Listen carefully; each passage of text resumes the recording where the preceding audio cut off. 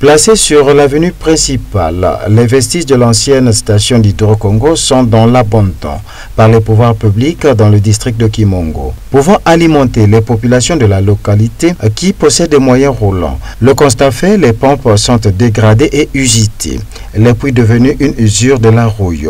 Propriétaire d'un moyen roulant, Félix Mambengi Tchorema s'est exprimé. Franchement, nous avons des difficultés énormes. Pour avoir le carburant, il faut attendre ceux qui viennent du Cabinda, alors que nous avons notre vieille station d'essence. Alors si l'État peut penser à nous, franchement, on n'aura plus cette difficulté-là. À ce moment, on arrive à payer le litre d'essence à 1000 francs, sinon 1250. Vous voyez, c'est très difficile. Donc si l'État peut penser à nous, vraiment ça nous fera une bonne chose. La station est là. Donc, vous voyez l'emplacement, c'est visible. Ça y est, là, c'est au bord de la route, la principale. Donc, on n'a jamais fait une proposition comme telle. Mais déjà, c'est visible. Eux-mêmes, ils le savent. À son tour, le secrétaire général du district de Kimongo parle de l'abandon de ce site. Vous savez bien que l'Hydro-Congo n'existe plus. Il y a eu trop de changements. Il y a eu des nouvelles sociétés qui ont pris naissance.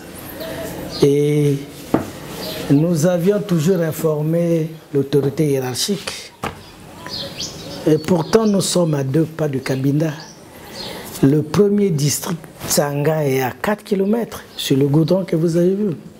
Mais comme il y a interdiction d'achat, de passage de pétrole et autres, de l'essence, vous voyez un peu la difficulté. Donc, au Congo, je ne sais pas si la CNPC a cette politique de placement des stations dans tout le Congo entier. C'est d'ailleurs un appel, parce qu'il faut d'ailleurs tout dire qu'il pense également à Kimongo. Et que pour avoir l'essence, la frontière ne nous autorise pas à acheter, parce que ça c'est quand même des lois et règlements des républiques. Maintenant, quant au reste, il faut avoir le pétrole s'il faut aller à Dolisie, ou un clandestin du Cabinda, et sort et vend, et c'est là où on a le carburant. La majorité des populations utilisent la lampe. Donc il faut arriver à Dolisie pour avoir le pétrole.